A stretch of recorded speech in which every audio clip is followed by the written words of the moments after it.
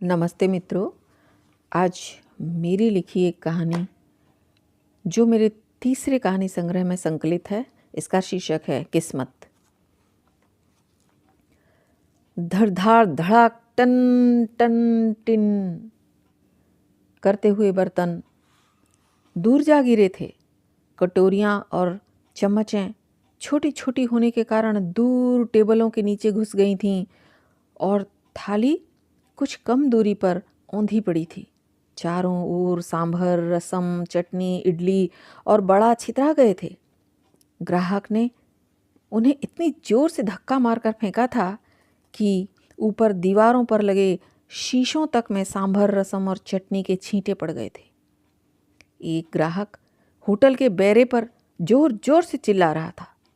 वैसे तो सब कुछ घटने में बस 2 या 3 मिनट ही लगे होंगे, पर सदा भीड़ भाड़ रहने वाले इस होटल में उस ग्राहक की आवाज़ साफ सुनने में ही कई सेकंडों का वक्त लग गया। बस अमित इतना ही सुन पाया था। अबे साले, अभी मैंने पूरा खाया भी नहीं था और तू मेरी थाली ले जाने लगा।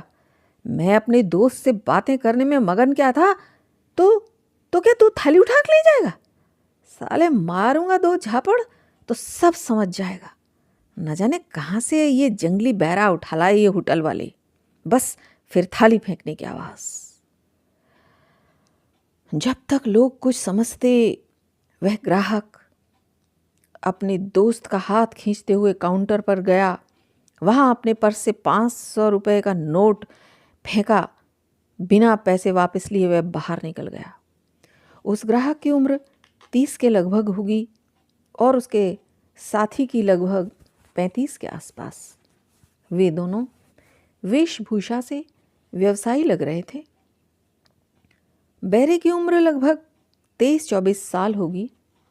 चेहरा तिकोना सा, दोनों कान कुछ ज़्यादा बाहर को निकले हुए, दोनों आँखें बड़ी बड़ी और खूबसूरत थीं। पर इस समय उनकी ऐसी हालत थी जैसे उनमें से आंसू बाहर आना चाहते हों, पर उस बैरे की इच्छा शक्ति ने जैसे उन्हें रोक रखा हो। उसका चेहरा बड़ा दयनीय सा हो गया था, पर वह उस दयनीयता को दबाने का भरसक प्रयास करता हुआ दूसरे ग्राहकों को उनकी पसंदीदा चीज़ें परोसने की कोशिश कर रहा था। अमित आज छुट्टी का दिन सोचकर अपने जवान होते बच्चों के साथ शहर के सबसे प्रसिद्ध और साफ सुथरे होटल में कुछ नए पकवान खाने आया था। पर अचानक इस घटना ने उसके अंदर के घाव की परत को उखाड़ दिया था। अंदर से एक दर्द बार बार उसकी यादों में उठ रहा था, साथ ही उसे क्रोध भी आ रहा था। अचानक वह उठ खड़ा हुआ और रिसेप्शन पर बैठे मैनेजर के पास जाकर जोर जोर से बोलने लगा। देखिए, मुझे आपसे कुछ कहने का अधिकार तो नहीं है, पर मानवता के आधार पर मैं कुछ कहना चाहता हूँ। सर, आपके स्टाफ को बाहर का आदमी धमका जाता है, हाथ उठाने की बात सरेआम करता है और आप अपने स्टाफ के बचाव में 2 शब्द भी नहीं बोल पाते। ये सब देखकर मुझे बहुत दुख हुआ। कहकर अमित अपना बिल चुका अपने बच्चों का हाथ पकड़कर अपनी पत्नी के साथ होटल से बाहर निकल गया। पर उसके हृदय में एक पुरानी टीस उभरी जा रही थी। उसके जाते ही लोग आपस में कानाफूसी करने लगे थे।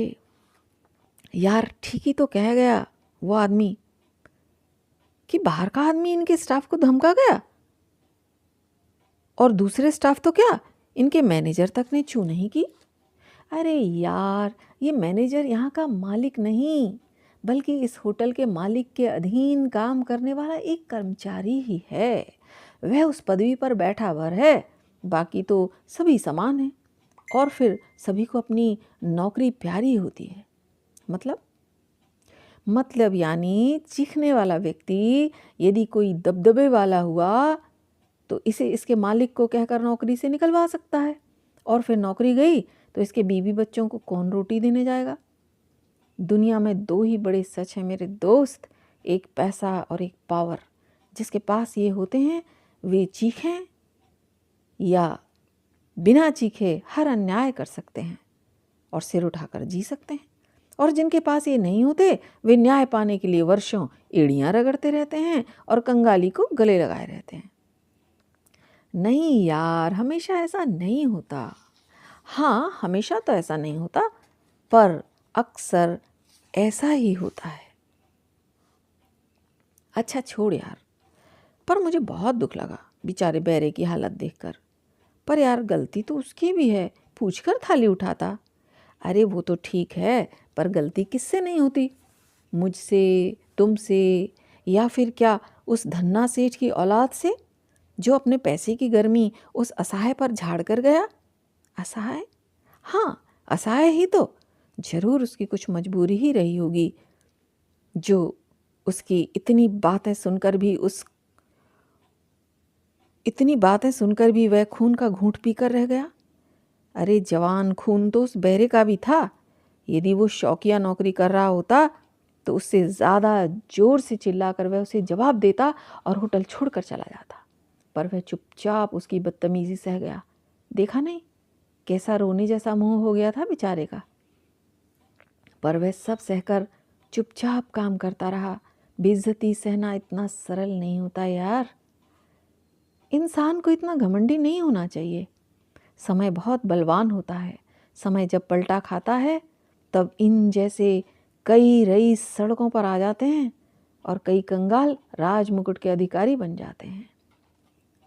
उन्हीं में से किसी एक ने कहा था, मन तो होता है इस होटल के मालिक को एक पत्र लिखूं कि कम से कम अपने इन कर्मचारियों को कुछ तो पावर दो, ताकि ये इस तरह के सिरफिरे ग्राहकों से निपट सकें।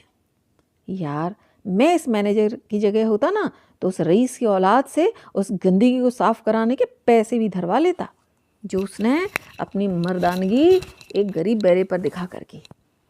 हाँ यार, ऐसा भी हो सकता था, पर इस होटल का मालिक तो कोई मंत्री है जो किसी दूसरे शहर में रहता है, और सुना है कि वो मंत्री तो जनता को प्रसन्न करना ज़्यादा महत्वपूर्ण समझता है, ना कि अपने कर्मचारियों को। कुछ लोगों ने बाद में उस होटल के मैनेजर को कहते सुना था, हमें हर काम शांति से निपटाने की ट्रेनिंग दी जाती है।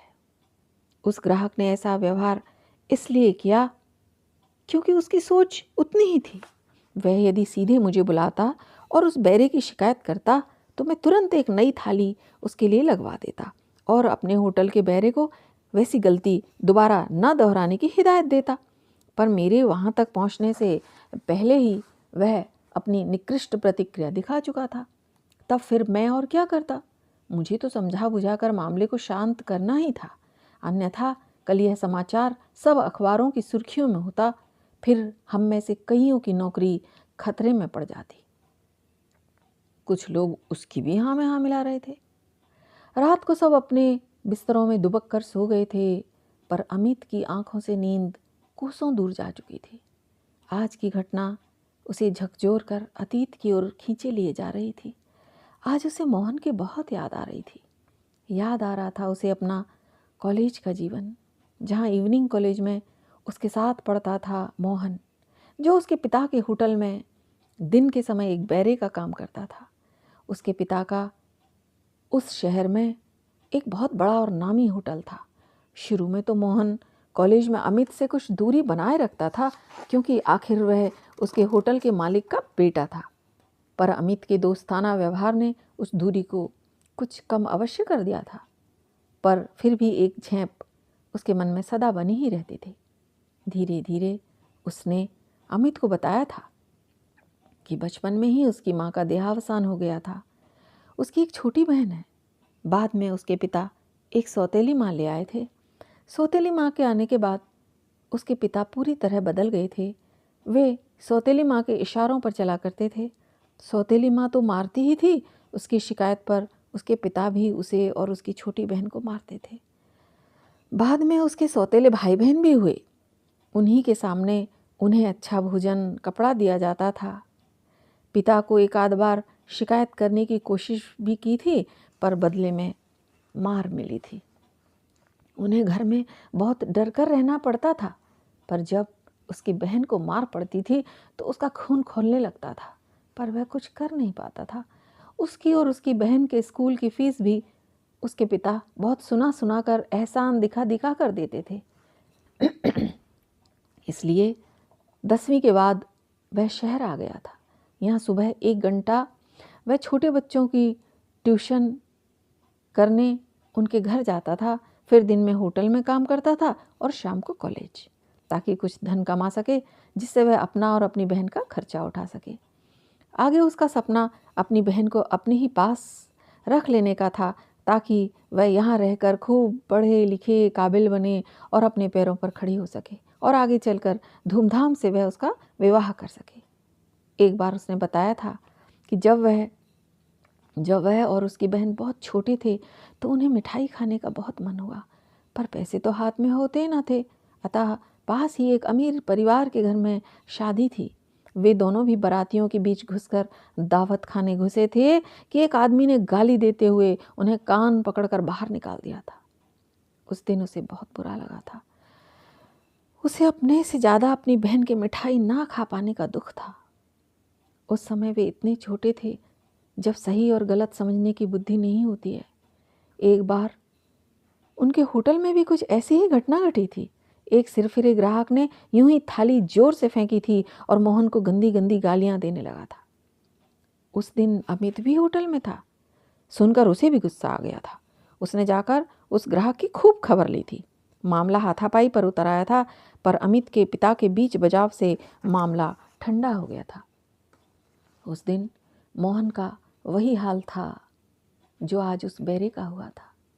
अक्सर ऐसा होता है जब बाहर की विपरीत परिस्थितियों के दबाव अपनी पूरी ताकत से बढ़ने लगते हैं तो अंदर छिपी हुई प्रतिभा के चारों ओर लगी चार दीवारी चिरमराने लगती है और बहने लगती है प्रतिभा बाहर की ओर।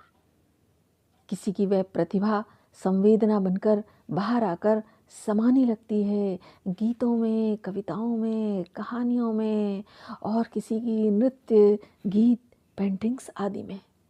मोहन के साथ भी ऐसा ही हुआ था। उसका दर्द भी पिघलकर स्याही का रूप ले कागज़ों पर अक्षर बन पिघलने लगा था। धीरे धीरे वह अपने लेख स्थानीय अखबारों में भेजने लगा था, पर वह अपने नाम के साथ कभी अपना पता ना देता था। अखबार का संपादक भी उसके लेखों से बहुत प्रभावित था। लोग उसके लेख बड़े चाव से पढ़ते थे, उसके अगले लेख का बेसब्री से इंतज़ार करते थे। उसके लेखों के कारण पाठकों की साथ ही साथ अखबार के ग्राहकों की संख्या भी बढ़ती जा रही थी। रविवार को छपने वाले उसके लेख के कारण रविवार का अंक सबसे ज़्यादा बिकता था, जिसकी पूर्ति बड़ी मुश्किल से हो पाती थी। बीच में अचानक कुछ दिन लेख आने बंद हो गए थे, जिससे चारों ओर हलचल मच गई थी। अब तो संपादक को लेखक को ढूंढना बहुत ही ज़रूरी हो गया था। असल में मोहन कुछ समय के लिए अपने गांव चला गया था। अंत में मजबूर हो संपादक को अखबार में छापना पड़ा था कि अति शीघ्र उन लेखों को लिखने वाला लेखक संपादक से मिले, उसे उसके अगले लेखों के लिए मुँह मांगी रकम दी जाएगी।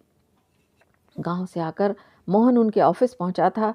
उसे उसके लेखों की अच्छी कीमत मिलने लगी थी। अब तो दूसरे अखबारों के संपादक भी उसे मुँह मांगी रकम देकर अपने अखबारों के लिए लेख मंगवाने लगे थे। धीरे धीरे उसने शहर में अपने लिए एक मकान किराए पर ले लिया था। वह अपनी बहन को भी शहर ले आया था। अब प्रकाशक उसकी किताबें छापने के लिए आगे आने लगे थे। आगे चलकर उसे बेहिसाब रॉयल्टी मिलने लगी थी। अब उसने अपना एक खुद का अखबार निकालना शुरू कर दिया था। कुछ वर्षों ही में वह अखबार खूब लोकप्रिय होने लगा था। अब वह एक सफल अखबार का मालिक था। उसकी बहन खूब पढ़ लिख गई थी। उसने अपनी बहन के नाम से शहर में एक बहुत बड़ा होटल खुलवा दिया था। वहाँ जैसी स्वादिष्ट मिठाइयाँ पूरे शहर में नहीं मिलती थीं। आगे चलकर उसने अपनी बहन का विवाह एक बहुत ही संभ्रांत घर में बड़ी धूमधाम से करवाया था, जहाँ शहर के संतरी से लेकर मंत्री तक सभी उसमें पहुँचे थे। अमित के विवाह में भी एक महंगी कार उसने उपहार में दी थी तथा आज भी उनके हर सुख दुख में वह शामिल होता था। आधी रात को अमित से अब ना रहा गया था और उसने मोहन को फ़ोन लगाया था। यार मोहन,